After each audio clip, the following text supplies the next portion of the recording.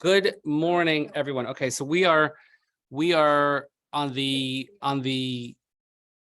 eve of Tisha B'Av, basically. So I thought it's appropriate that we should learn about Tisha B'Av. And of course, this is also going to be our last shiur for the season because we have Tisha B'Av. Then I'll be away for a bit. So God willing, we'll resume in September. But this will give you ample time to review the year's material, and there will be a test. There'll be an exam when I return in September. Okay, Lily, you got that? You're gonna, okay. So I'm gonna share my screen. I'm gonna share with you what I have. Everybody has the copies, right? So I have a piece here I want to share with you from Rav Olshin, which we've looked at before. Can you see it on the screen? Somebody say something? Yes, no? Give me an invisible. Yes. Okay. I would say give me a thumbs up, but I don't see anybody's thumbs. So, okay. So so Rav Olshin, one of the Rosh Yeshivas in Lakewood, but he has these beautiful Sfarim, and they're called Yarach Lamoadim. And usually on the holidays, there are two portions. One is a halachic portion and one is a Gadic portion. And he touches on a lot of things here. And I just want to, we'll kind of run through this piece, but it's really quite worthwhile. So let's just go right into it. So Beseder Akinos L'Tisha B'Av in Kina Chaf Dalet. So we know that the bulk of the service on Tisha B'Av, so this coming Sunday in Meretz Hashem, it's going to be a long Shachar service on the floor, and we go through a whole lot of kinos. So the word kina is a lamentation, or it's really an elegy is the correct word. So most of them are composed by, and he says Kina Chaf Dalet Rab Elazar HaKalir. Many of them were from the Middle Ages, from one of the great Paitanim liturgical poets is Rabbi Elazar HaKalir. So Mekonanim b'zeh halashon al churban beis hamikdash ki huras v'kri hudash espod b'chol shana v'shana mispeid chadash ala kodesh v'ala mikdash. And he says that on the destruction of the Beis HaMikdash, because it was it's desolate, it's destroyed, etc. But each year I'm going to make a new hesped, a new sort of eulogy or a new type of mourning. V'yesh l'havin in the second paragraph. Mahu inyan bitoy zeh shebechol shana v'shana espod b'speid chadash. V'chi bechol shana mechadshim anu mispeid chadash ala kodesh v'ala mikdash. Hello, adarabba. Bechol shana chozrim anu lispod v'shanim she'avru. He's like, what do you mean we're going to make a new mourning? It's the same thing every year. I don't know about you, but I don't love Tisha B'Av. Anybody here like Tisha B'Av? I don't love Tisha B'Av. This has got to be the first year that you're not doing, there's no Tisha B'Av Kumsitz because of the way it fell out this year. The second time I'm doing Tisha B'Av. Wow. Because usually the whole big thing is that, they end Tisha B'Av, all the camp groups together are there. And so what do you mean? It's an event that happened that we weren't even a part of physically. And we read Mekriyas Megillas Eicha, we have Seder Hakinas, Hakavua Makadmon, we have a set thing. We say Eicha every year. We say, by people have been with me enough already know like certain parts of what I'm going to say, what I'm not going to say. I try to do something different every year, a different theme. But generally speaking, certainly for the night kinnis, there's not a whole lot to say about the nighttime kinnis. We say 4 or 5 of them, and it's like a very cranky time for people because you have just eaten, and then you're sitting on the floor, and then like you're just thinking it's like Yom Kippurish, just with a sad part of it. Yom Kippur, you're afraid for your life and you're thinking about Teshuvah, but Tisha B'Av, it's just like, ugh, okay, and it's hot and it's cranky and you're sitting on the floor and blah, blah, blah. At least in Kippur, you could sit on a chair, right? So everybody's all cranky. So the nighttime, like nobody's interested in listening to me. I mean, nobody's usually ever interested, but anyway, so he says, he says, so what's new? What's the new morning? V'im achein maspidim anu b'chol shana mispeid chadash, ma'ishna Tisha B'Av mikol ha'moadim she'ein anu mechadshe v'hem kol davar shana davar chadash. So what, if Tisha B'Av is supposed to have a new sort of mourning, a new eulogizing, then why is that different than any other yontif? Any other yontif, we don't have a there's no new celebration. We do the same thing every year. Pesach, we do the Haggadah. Maybe I'll find a new insight, but it's nothing new per se. It's the same idea of what we have to do. Pesach. Do we have a new story that we tell? That'd be great if we could change the Pesach story every year. Nah, that would be good. But we do say one thing. We say Shir Chadash, and we also say Shira Chadasha. So depending on what part of the spectrum is, that's what shul you're going to go to in Jerusalem. You know the difference. V'chein b'shar hamoadim osin talmid komo b'chol b'shar kol hashanim v'tzorchiyim. So that's the question, the basic question. Why, based on what Rav Lezer Kalir writes, if there's going to be a new morning, where is there a new morning? So first, and this is typical. He'll go through a medrash, he'll go through Gemara, and he'll explain these things.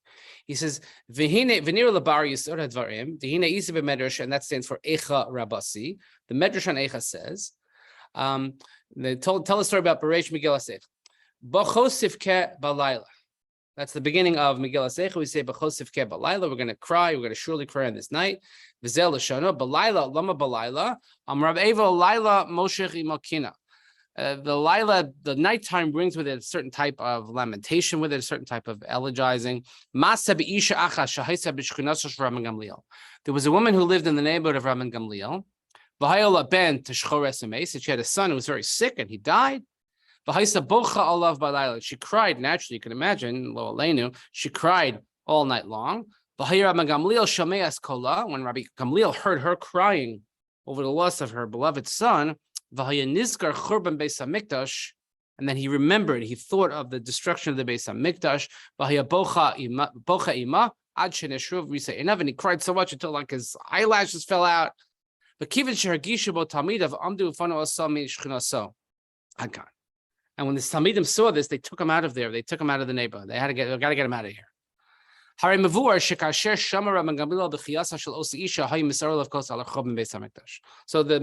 the point is the medrash says is that when Rabbi Gamliel heard this woman crying, he thought about the destruction of the Beis HaMikdash. So go on the next page. I have to rotate it on the screen. Okay, here we go. I apologize for the dizziness of this, but copiers are copiers. V'yesh. Let me just see if I can blow this up a little bit here. Move everybody over here. Okay. V'yesh lahir tuva demadua bachar Gamliel churban Beis HaMikdash kasher shama isha bocha misas bena. What's the connection? When he heard a woman crying, why did that arouse feelings of the Beis HaMikdash within him? Ma inyan b'chias isha al misas bena l'b'chil churban Beis HaMikdash. What does one have to do with the other? Uviyoser yesh li tumaha al lashon hamedrash. V'haya Rabban Gamliel shomea es kolav v'haya niskar churban Beis HaMikdash v'haya bocha imah.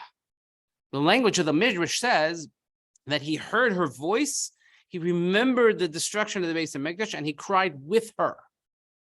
If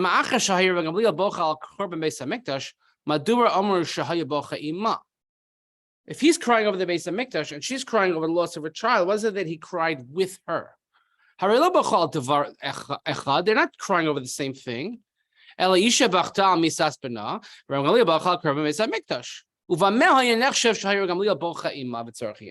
a medrash. Medrash speaks in this type of language. What is the connection? Now, I don't know about you, but have you ever, have you ever come across something or seen something or heard something or done something, and all of a sudden you start thinking about the destruction of the Beis HaMikdash? It doesn't happen all that often. I don't know, maybe, we're supposed to feel that, by the way, when you come to the Kotel.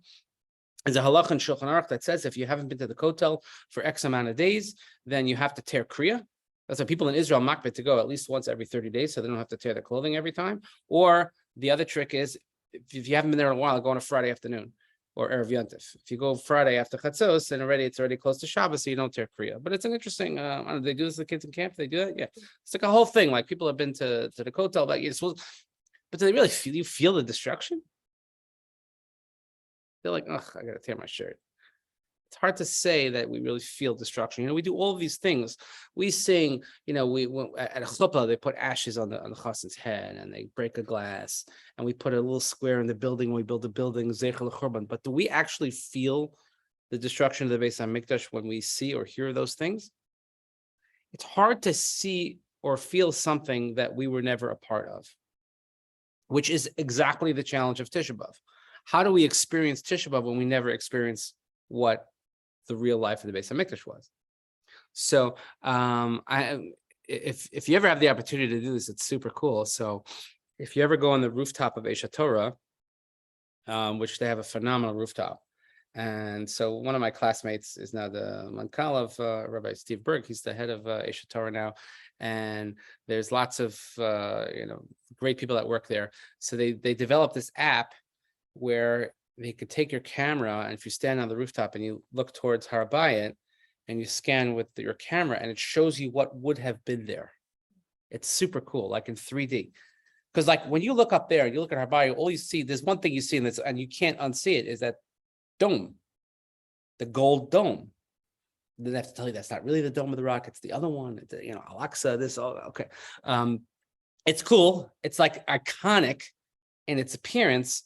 But when you think about that, you're not thinking about the base of Mexico, you're like, okay, now I know where I am. I'm like the center of the world. But if you see this app and you could see, oh, this is where the Mizbeach would have been, and this is where this wall would have been, and this is where the Kodesh Kodashim was, it's super, super cool.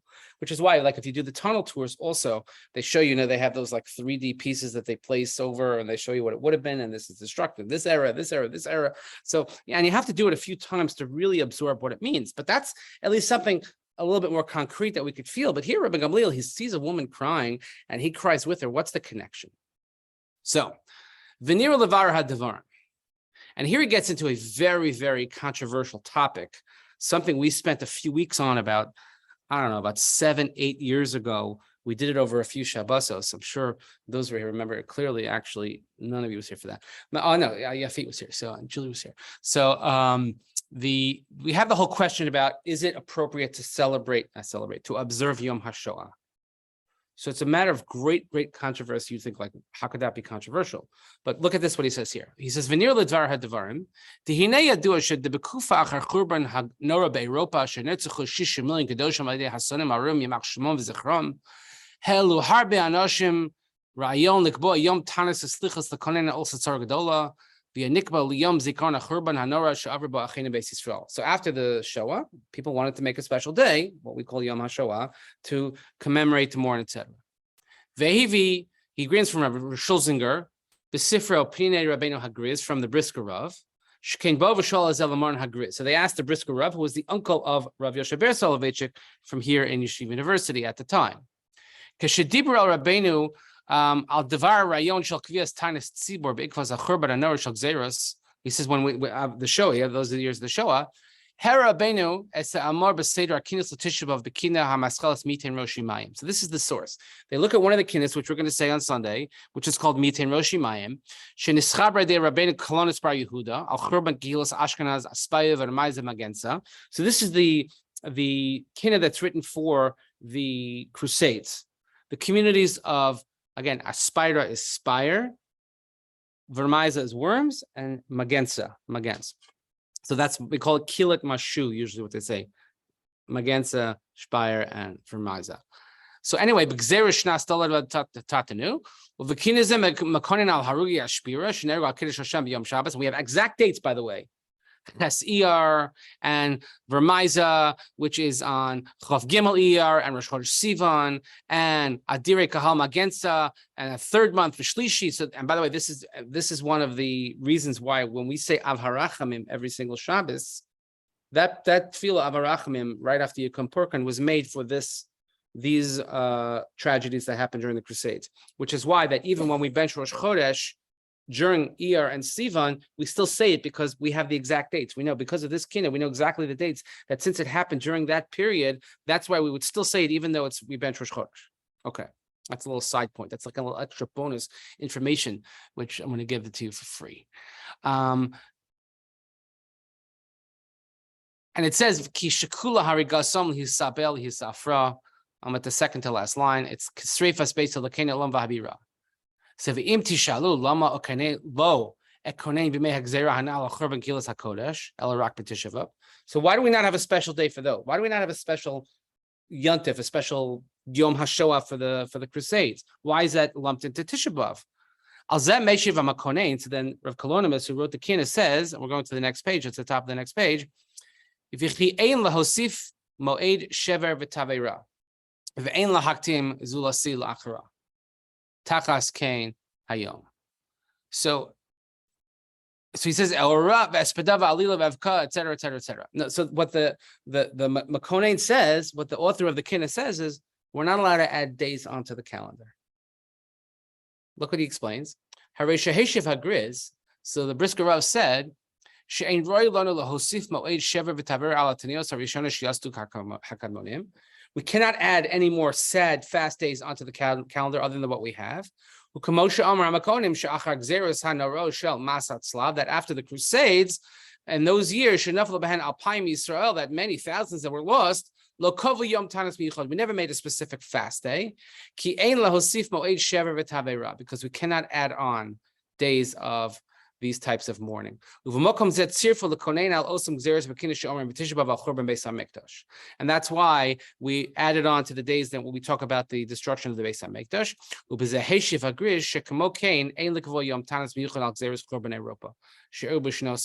During the years of the Second World War. So the approach of the Brisker Rav and many in that camp were, because of this kinna, just like we don't add a special day to the Crusades, we don't add a special day Yom HaShoah. You want to know when Yom HaShoah is? Tisha B'Av. Tisha B'Av is the national day of mourning. Now, obviously, you can imagine there's a lot of backlash to this. There was a lot of people that disagreed with this. And by the way, Ad Hayom Hazeh, in many yeshivish places, in the yeshivish community, Yom HaShoah is not a thing. It's not a thing for this reason. Again, it's not.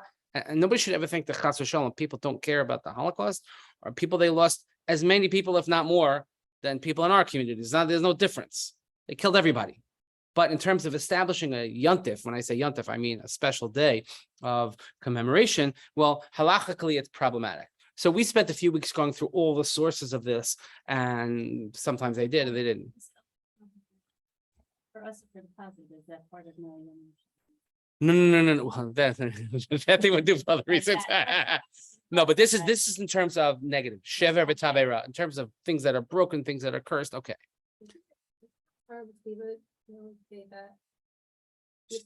Right. So a lot of Asar B'Tevis, not that they observe Yom HaShoah, but a lot of people who, if they don't know when their relatives died, they'll observe it on Asar B'Tevis, something like that, or sometimes they'll pick days. There's a day is all called Chaf Sivan. Chaf Sivan is one of the days that comes up as made a special fast. The Shulchan Aruch mentions fasting on Chaf Sivan, so that becomes part of the whole question and this whole thing. So yeah, we did like there's a lot to be said about it, articles back and forth, sources, whatever. But as far as we're concerned here, he brings up the not adding on. Okay, so let's. Because it's funny that the reason is because it's written in a piyut. It's not, again, this is not a Shulchan Aruch. It's not a halachic sefer, but because the whole thing is based on the fact that it's written in the kinna of Tisha B'Av. V'chi ein mosif shever v'tavera. Anytime you say that, I can basically take it to Tisha B'Av. Tisha B'Av, we wrap it. So think about it. Look at it. He's going to say it in a second. We do Beis HaMikdash, 2 of them. We do Crusades. We of course do the Holocaust at the end. And it's getting harder and harder every year. We used to have survivors would read those. Yeah, we have. And what? Well, yeah, well, we'll have to see. We have one written for. We have the burning of Sfarim, Eau de Fey, things like that in France. And I don't. We could throw anything else in, right? So. No. No. Right. But you're right. But because then what would you? It was no one. Modern. Correct. So Yom. Right, but because Yom HaShoah really reaches the entire Jewish community, Yom HaZikaron does not, because it's for better or for worse, it's political. So certainly it could be that in many of the modern Israeli liturgists would have something for it. It could be, I'm not familiar, but I do know that there was a question that came up in 1967 with Rav Goren, starting with Rav Goren, that he felt that we should change the bracha of Nachem, which we say on Tisha B'Av afternoon, which we talk about Yerushalayim, it's Hashomema, it's destroyed, it's like, no, but we have Har Bayit B'Yadeinu. And you have to understand that June of 1967, Tisha B'Av was not long after that. And he changed the language. And there's actually 7 or 8 different versions of Nachem that were composed since then to change it, because you can't say the old version anymore. But again, that's also a source of great controversy. Rav Soloveitchik had his opinion on it. Rav Rebbe had his opinion on it, like all these types of things. So he continues. This paragraph is, so why do we lump everything into Tisha B'Av? Achadayin lo nisyashiv kol hatzorach ki af shalchein mevur b'lashon hakinos shein lahosif moed shever v'tavera dahani shein lahosif yom tanis miyuchad mikol makam madu et sirfu gzeres l'kinish shel Tisha B'av. So okay, I get it. So you don't want to add a new thing, but why do we put it in Tisha B'av? Haray lo they didn't happen on Tisha B'av. Lo iru b'Tisha B'av. V'gam lo iru b'tekufas hachurban. It didn't even happen at the time in the same era, right? You're talking about the Crusades happened, in the year in the thousands. Tisha B'av is year 70. It's more than 1,000 years after the second destruction. Bahalo Tisha B'av nikma lekonen al churban beis hamikdash v'shal kol hatzaros sheiru bizmanam. And Tisha B'av was established because of what happened then and what happened in that period. Umaza shetzir for lekonen bogam al gzeros elu. So who says we should add and lump it in? V'chi mishum shebetisha b'av mekonen ubochen kvar al hatzaros al Tisha B'av nosef lekonen lev'gos al hatzaros acher. So oh, you're crying. Might as well cry. Let's whatever all the other stuff you're going to cry about. Let's throw that in too. Does that make sense? Okay. I mean, you can imagine like somebody's having a birthday today. Your birthday's also this year. We're going to celebrate yours also. Okay. I have my second daughter had a birthday. She turned 19 yesterday. And it was so unbelievably upsetting to her. Why? Because her brother, her one and only brother, happened to have his Hebrew birthday on the same day. He couldn't even let her have one day to herself. And he's like, no, it's my Hebrew birthday. We got to share. And he's like, no, I don't want to share. Right? Because who wants to share? Like, why? So if we don't want to share, so why would we lump everything into Tisha B'av?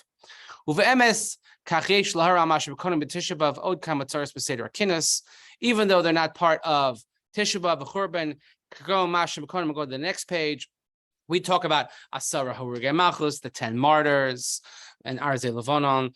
We talk about they certainly and Kiyadua Shelo Iru Kolum Tukufa Achas, and we talk about the 10 martyrs on Tisha B'av and on Yom Kippur. By the way, it should be known the way it's written makes it seem like it happened. It happened over a period of probably 60 to 70 years. The 10 martyrs that were killed. Okay. And Shekamem Nerago Betuchas Churban by Sheni Vikamem Achar Churban. Some were during the period of the Churban, some were after the period. Umadua Kavala Konin Al Kulam Tisha B'av. Why is that included in the Tisha B'av? Ukamoking Yesh Lahara Masha Bekodim Mekinis Shali Srufa Ba'esh. About the Maharamai Rutenberg, Al Gzeres Srefas Hatalmud, Shiur B'Tzarfas, B'Chodesh Tammuz Shnasei, right? If you haven't been to the Louvre, you look right behind the Louvre, that's where they burned all the books at the Talmud, 42 cartloads of books, etc., right? That's also not shaykh to the Churban. Sumadua Kavua L'Konein Al Zeh B'Tisha B'av. Tzarech Bir. That's what Tzadi Beis Tzarech. We have to understand. Now, here we go. So his answer, he begins the answer, and the name of the paragraph is Kol Hatzaros Kishirosu Bolus B'Tolda. Anything that we have is an extension, it's a product of the destruction of the Beis HaMikdash. Hanira levaer yisod hadvarim al pi ma shekasav Maran Rosh Yeshiva b'mishnas Rabbi Aaron. So he quotes Rav Aaron Cutler. Again, he's a Rosh Yeshiva in Lakewood of Olshan. So he quotes when he says Rosh Yeshiva, he means Rav Aaron Cutler. And he says as follows: Kol ha'over al am Yisrael kashur mechurban. Anything that happens to the Jewish people is related to the Churban, to the destruction, and it's an extension of it. Hari mevur midvarav shekol hatzaros v'chol hatalaos she'ir lavosenu b'meshech kol hadaros kulam kshuros l'churban beis hamikdash v'kulam hein toldos mimenu. Anything negative that happens is an extension of the destruction of the Beis HaMikdash. If you think about how centralized the theme of the Beis HaMikdash, but also the destruction of the Beis HaMikdash, we end off the Shemona Esrei all the time. She'abana Beis HaMikdash from Hervi Amenu, etc., etc., etc. A lot of rabbis, not this one, will always end the speech with She'abana Beis HaMikdash from Hervi Amenu Amen. It's just like a good way to end the speech. And when you hear that, you know that it's coming to an end, so you can like breathe or wake up or whatever it is. So there's different ways of doing that.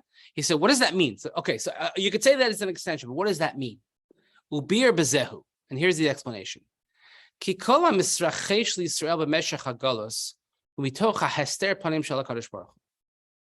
Whatever negative things will happen throughout the period of the galus, of the exile, is all through what's called hester panim, is that we don't always understand God's ways. God works behind the scenes. And the Beis HaMikdash stood.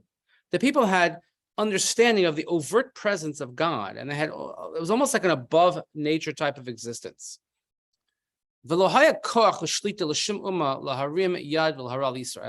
If the Beis HaMikdash stood, nobody could touch us. Nobody. Aval achar hachurban, hister HaKadosh Baruch Hu panav miYisrael, v'heim nimtzoim v'mechashkei agalos. But now that the Beis HaMikdash is destroyed, Hashem goes into hiding, so to speak, meaning we don't see the overt divine presence, but we have to see it only maybe after the fact or in hidden ways. And therefore, we're in the darkness of the exile. Lakum negdenu v'lishlot aleinu v'lefgoa banu rachmana litzlan. He says that now that Hashem is in hiding, has retreated, so to speak, now our enemies have the ability to attack us. And they have the ability to do horrible things to us, unfortunately, and we have seen it over and over. V'zehu kol al kol hatzaras hamruba sheshav Yisrael b'meshach hagolos she'ev shel partam ki rabim heim. He takes a line. It's a play on the words that we say in Hataras Nadarim. But he says this, of course, will include every negative thing that's happened to us, to all our people throughout the period of the exile. And he says it's impossible to isolate and identify each and every one of them, ki rabim heim, because there's so many to list. There you go. So if you want to add in Yom HaZikaron. Kamoshe, he's Batei Maral b'Sefer Netzach Yisrael. He quotes the Maral and says, Halo im kol hagamim dayam v'chol kanei ayam kol musin v'chol shemam yirios v'chol bnei adam sofrim. Because if every body of water in the world was ink, and everything was a palette, and if all of the sky was curtains and everybody was a sofer, you would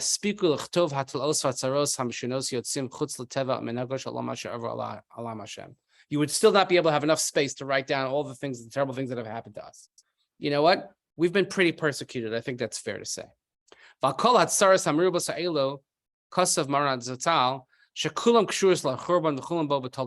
everything he says is an extension of the Churban. Okay, we're on the top of the next page. Pei Zayin. So, Me'ata, this is where you're like, it's like the funny mirror room in the amusement park.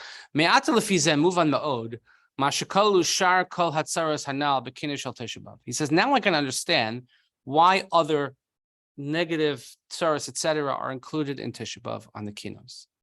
Because even though they didn't happen, even in the period, in the era of the destruction, and certainly not even in the month of Av, nevertheless, they are all sort of connected or extended from the destruction. And all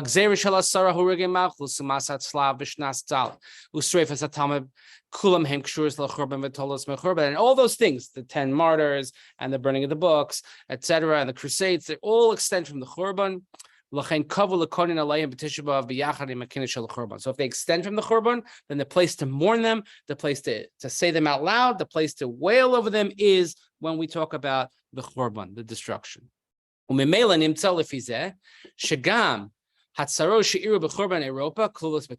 therefore, what happened in the show also is part of Tisha B'av.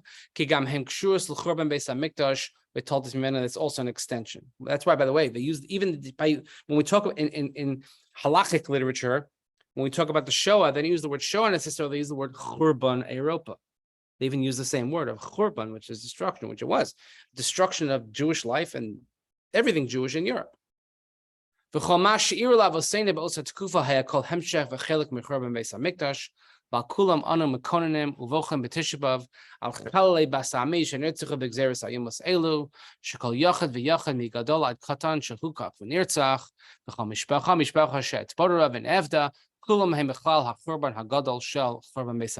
every loss, every child that was taken from us, every family that was torn apart, every village, every etc., etc., it's all part of the Churban. So now let's go back to the story of Rabban Gamliel. So he says, now the me'ata lefizeh muvan heitev masha amar Chazal b'medrash shekasher shama Rabban Gamliel b'chias osa isha. So when Rabban Gamliel heard this woman cry, hayabocha ima al Churban Beis HaMikdash, she was crying with her over the Churban. V'hekshinu de madua bacha. So we asked, why did he cry when he heard this woman crying? Right? And nothing had one to do with the other. So look at the next paragraph. He says, but according to what we've said, he says we can understand this. that when he heard a woman crying over the loss of her son, Hevin shebevadai osa tzara shal misas habein kashur lechorban beis hamikdash v'hi told Balmiman. He says this terrible tragedy must be an extension. It must be a continuation, whatever word you want to use, but it's something that's novea. It stems from the destruction of the Beis Hamikdash. And just like other tsuras, other terrible things that happen, they all stem from the Beis Hamikdash. Next page, page Ches. V'lachein kasher shamar Rav Gamliel kol b'chias ha'isha al misas benas. When he heard that this woman lost her son, bachahu al korban Beis Hamikdash, she cried on the korban. Kitziva ki tsaras ha'isha he gamkein b'chal korban Beis Hamikdash, because the pain of this woman is also the pain of losing the Beis Hamikdash. Sheba'ah machmas godel ha'hester panim shel HaKadosh Baruch Hu b'galos achar korban. Why does it happen? Because Hashem left us. The Beis Hamikdash is destroyed. God goes into hester panim, into hiding. We don't see the overt emanation, whatever you want to call it, Shechina, and that's why our enemies can attack us, and that's why these bad things can happen. That's why it says in the Medrash, that's why he cried with her. It's one and the same. What do you mean? It's two different events. No. It's the same event. Her tragedy, the national tragedy, he says it's all one and the same. We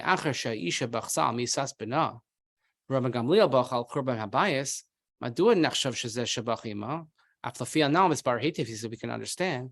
He cried with her on the death of her son. And that's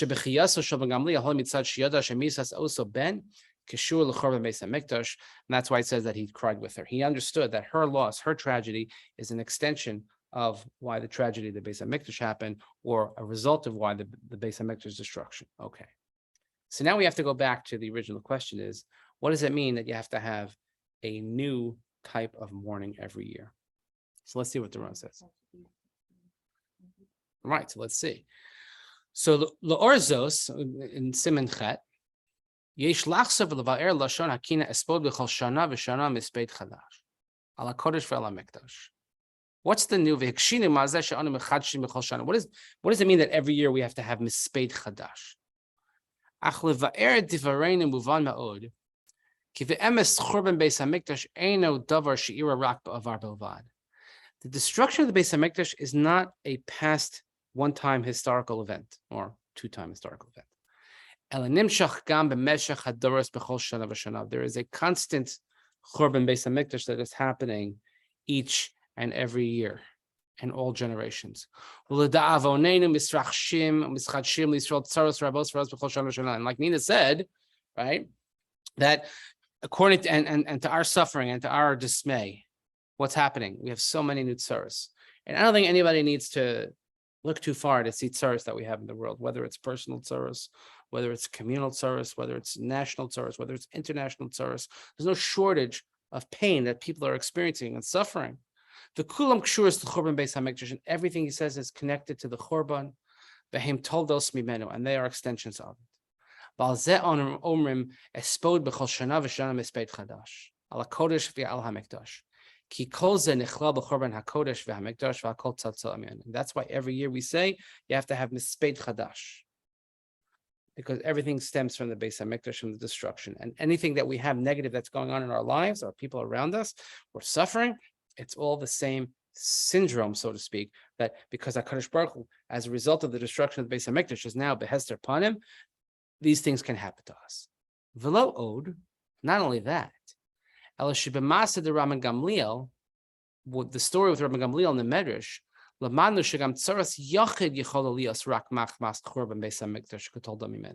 you'll say, maybe we're only talking about national things, 10 martyrs, crusades, on and on and on. But what about me personally? I have something going on and I'm suffering. What does that have to do with me? Right? No, we learn from the Medrash that even individual suffering is a result of the same syndrome. When Rabban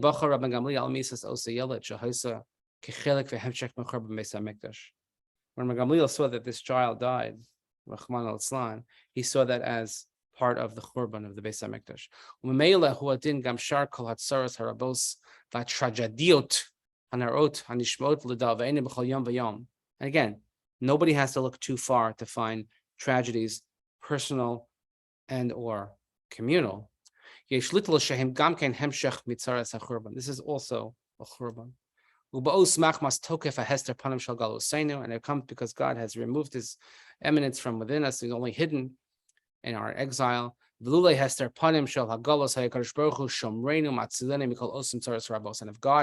if the Shekhinah were present and we could see it, we'll be a part of it like it was during the Beis Hamikdash, then none of these tzaras, none of these things would happen to us. Now, that's a great matter of faith.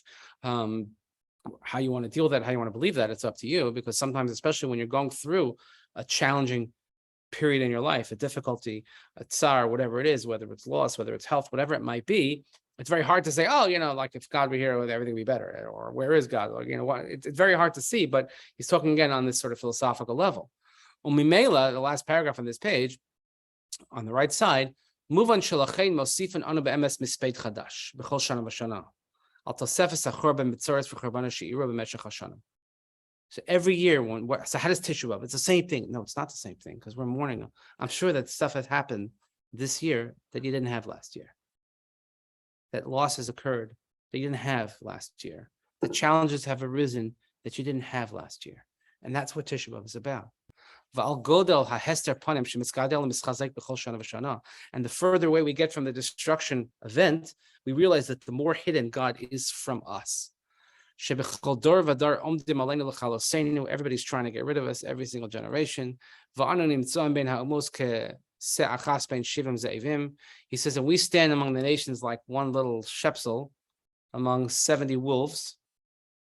The Sylvan Klal Yisrael, the Galuson Taras Rabbis Ra'os, and in the exile we have to suffer so much. And look, I don't have to speak about the rise in anti-Semitism that we've experienced in the last few years. Here we think, oh, this is America, it can't happen. Yeah, guess what? And therefore we have to have Mispeid Chadash.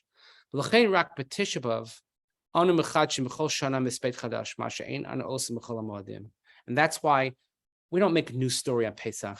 We don't have a new story on Sukkot. We don't even have a new story on Hanukkah or Purim. It's only Tisha B'Av we have something new. What's the new? It's not a new story, but it's a new Mispeid. Ki kol hamoadim nikvu ama'ora shabavar. All the other holidays are established on past events that took place. And therefore, each year when we observe them, all right, Pesach hasn't changed. Egypt, slavery, plagues, sea, free, Paro, Shavuos, Har Sinai, Hanukkah, small, blah, blah, blah, Purim, Ezra, done. Nothing changes in that story, and therefore we don't change our observance. Right? Come up Pesach. Masha'en came, but Tisha B'Av on the second line, he says, but when it comes to Tisha B'Av, every year it's new. The Tisha B'Av I have this year is not the Tisha B'Av I had last year. Because we've had so many more Churbans that have happened since then. Ki Churban Beis Hamikdash nimshach misrabe betzoros hanasos Yisrael b'chol shana v'shana v'al ze omar mekanein sheb'chol shana v'shana espod mispeit chadash ala kodesh b'al hamikdash. He says that's why you want to know how to make Tisha B'Av relate to you. If you think that Tisha B'Av is only about the Beis Hamikdash, yes, it's going to be very hard to relate to.